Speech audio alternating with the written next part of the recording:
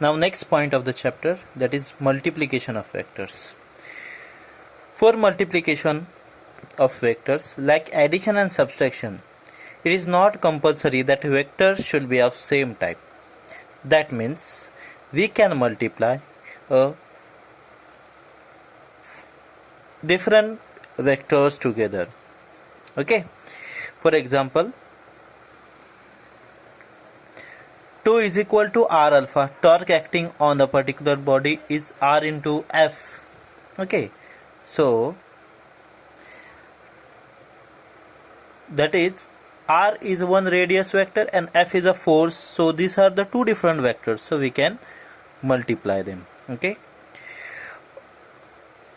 so for adding and subtraction of vector should be of same type, but for multiplication it is not necessary to have a vector of same type. It can be same or different. Also, multiplication of vector with scalar, if you multiply the vector with scalar, it is always scalar, whereas if you multiply a vector with vector, it is always a vector. Now there are two types of multiplication. First is a scalar product. It is also called as dot product. What is scalar product? Scalar product of two vector p and q is defined as a product of magnitude of two vectors. Scalar product of two vector p and q is defined as product of magnitude of two vectors and cosine of an angle theta between them. So p dot q is equal to pq cos theta. P dot q is equal to pq cos theta. Scalar product of two vector p and q is defined as product of magnitude of two vectors and cosine of an angle theta between them. Okay, then there are characteristics of scalar dot product. So let us see the characteristics of scalar product. So first is scalar product of two vectors is equivalent to product of magnitude of one vector with magnitude of component of other vector in the direction of first. Okay, what is scalar dot product? It is a product of magnitude of first vector and magnitude of component of second vector in the direction of first. That is p dot q is equal to p into q cos theta, or that is component of q in direction of p, or p dot q is equal to q into p cos theta, where it is p cos theta is component of p in direction of q. Then next, it obeys commutative law. It obeys commutative law. That is p dot q is equal to q dot p. Now what is p dot q? By the definition, it is pq cos theta. Now we will take q dot p. It is qp cos theta. Now the direction is from q to p. So the angle changes, the direction of angle changes. So the angle become negative. So if I write pq, then I should write pq cos of minus theta. But in trigonometry, you have learned, or you may learn it, that cos of minus theta is equal to cos theta. So that is nothing but equal to pq cos theta. And what is pq cos theta? That is nothing but p dot q. So I started with q dot p and I obtained p dot q. So q dot p is equal to p dot q. So if we interchange, okay, if we take first vector first and then second vector, and in second condition second vector first and then first vector, and then we multiply, the result is one and the same. Next, dot product of two mutually perpendicular vector is always 0. Okay, now here p dot q is equal to pq cos theta. Now two vectors are mutually perpendicular. That means the angle between them is 90 degree. So we have to write here cos of 90, and cos 90, if you see in the trigonometric table, the cos 90 value is 0. So pq into 0 is nothing but 0. So p dot q is 0. Same, if we see I, j, k are unit vectors along x-axis, y-axis and z-axis, okay, respectively. Now x, y and z-axis, three axes are mutually perpendicular to one another, and I, j, k are unit vector along that axis. So the angle between I and j is 90 degree, j and k is 90 degree, and I and k is 90 degree. So I dot j, j dot k and k dot I is always 0. Now dot product of two anti-parallel vector is negative. Anti-parallel, that means opposite vector. Okay. Now, so if the vectors are anti-parallel, that means angle between them is 180 degree. So P dot Q is equal to PQ cos theta. Okay, and what theta is 180 degree.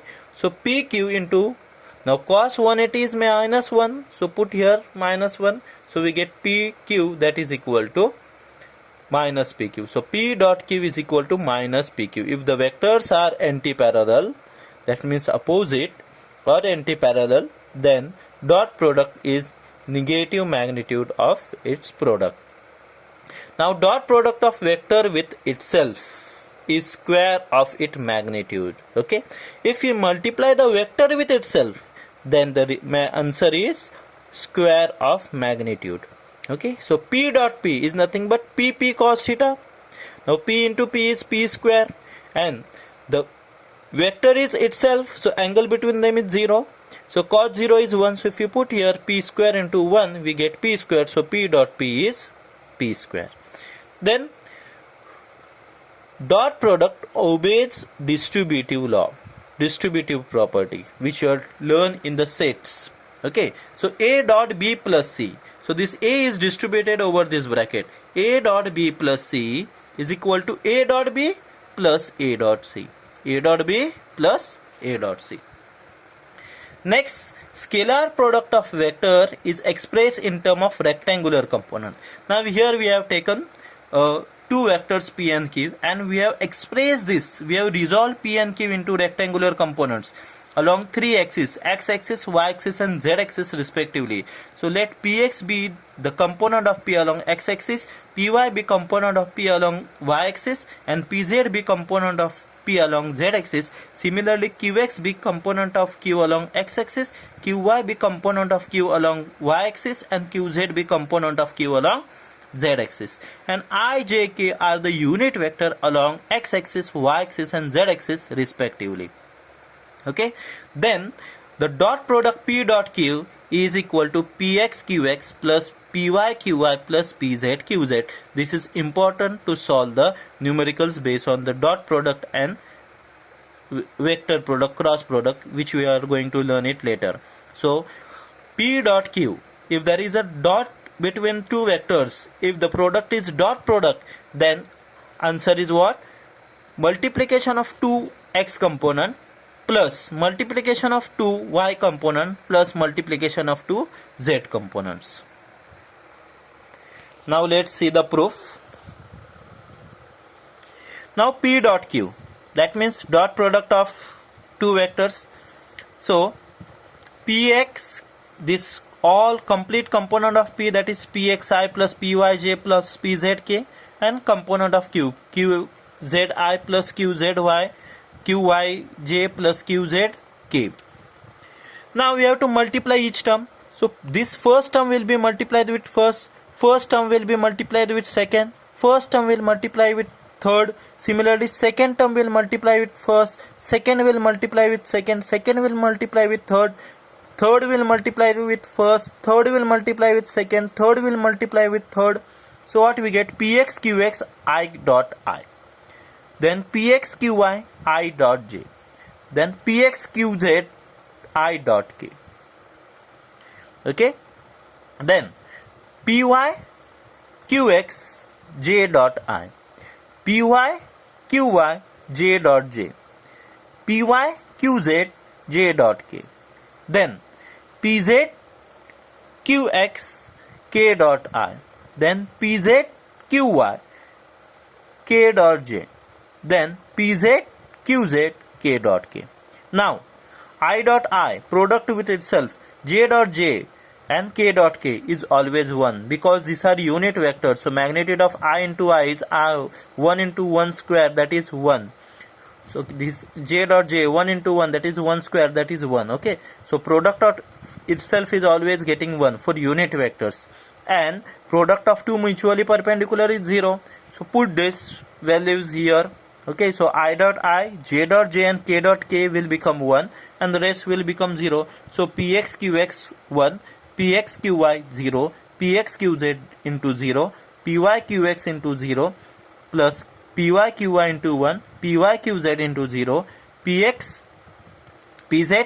into 0, pzqy into 0, pzqz into 1. So the terms containing 0 will vanish. So what remain? pxqx, pyqy, pzqz. This is very important. Then the last characteristics, a dot b is equal to a dot c, where a is not equal to 0. Then it is not necessary that b is always equal to c. Okay, it can also be the condition that b minus c equal to 0, that is b is equal to c, or a is perpendicular to b minus c. A is perpendicular to b minus c, because if it is perpendicular, then angle between them is 90 degree and cos 90 is 0, so the dot product will come as 0. Okay, so this is an additional property of dot product. Then next product is a vector product. It is also called as cross product.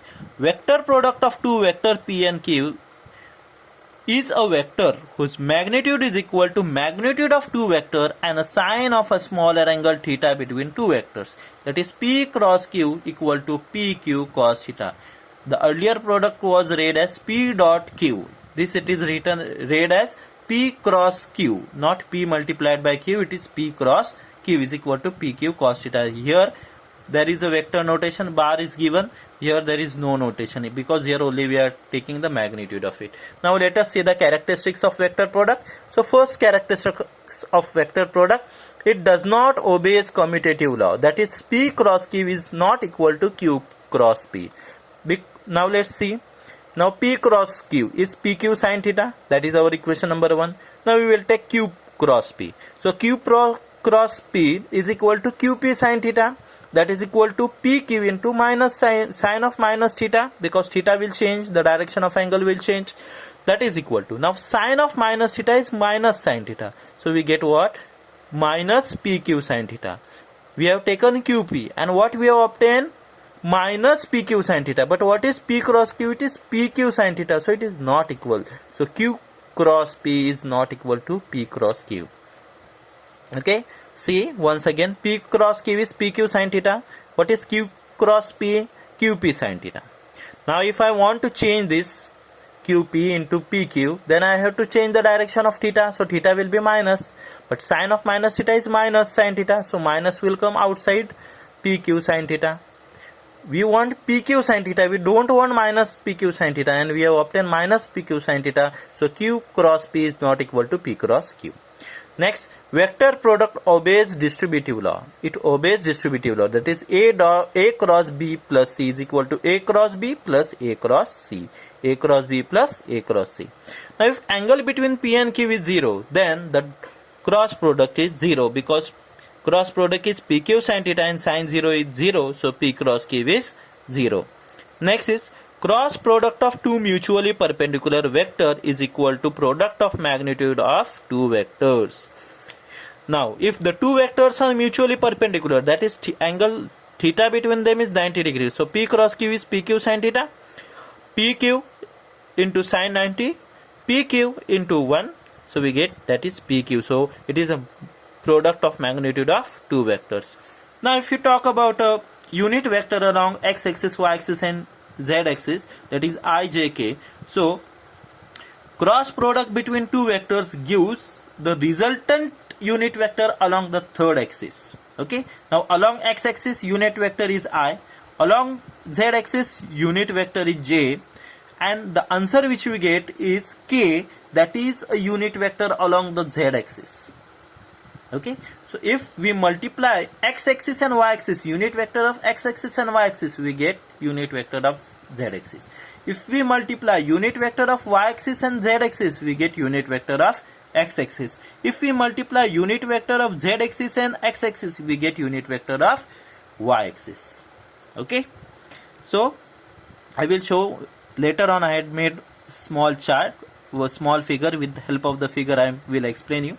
Okay, if we change the direction, that is j cross I, then the sign just changes, that is minus k. K cross j, that is minus I, and I cross k is minus j. See here. See, refer this figure. See, this is along x-axis, y-axis and z-axis. Now if you go in anti-clockwise direction, x-axis, y-axis, I cross j, we get k. J cross k, we get I. And k cross I, we get j.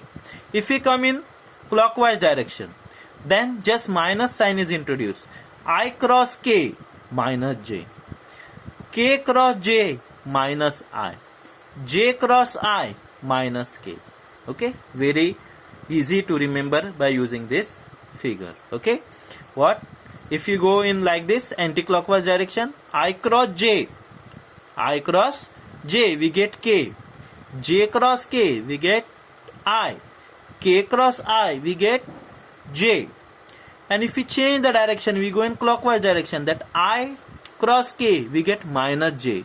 K cross j, we get minus I. And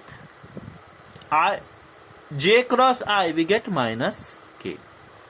Then next, cross product of two anti-parallel vector is 0.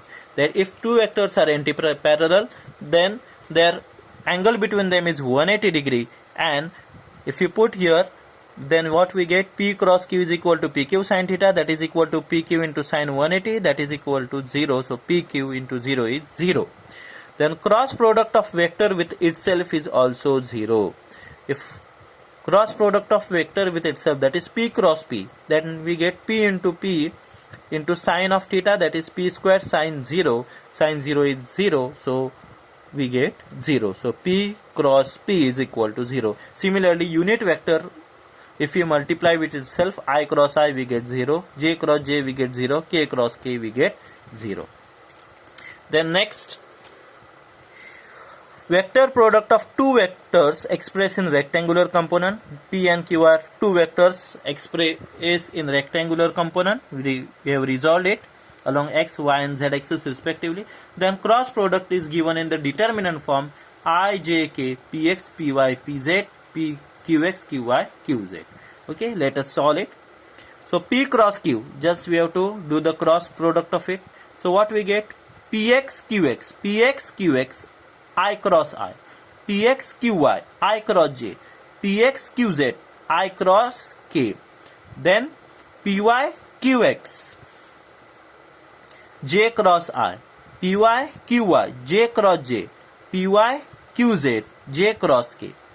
Pz, Qx, K cross I, Pz, Qy, K cross J, and Pz, Qz, K cross K. See, Px, Qx, I cross J, Px, Qy, I cross J, Px, Qz, I cross K.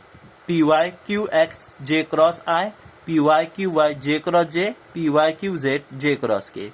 Pz, Qx, K cross I, Pz, Qy, K cross J, Pz, Qy, K cross K. Now what we have, I cross I, J cross J, K cross K equal to 0. I cross J equal to K, J cross K equal to I, K cross I equal to J, J cross I equal to minus K, K cross J equal to minus I, and I cross K equal to minus J. So if you put here, we get Px, Qx into 0, Px, Qy into K, Px, Qz into minus J, Px, Py, Qx into minus K, Py, Qy into 0, Py, Qz into I, Pz, Qx into J, Pz, Qy into minus I, and Pz, Qz into 0. So if you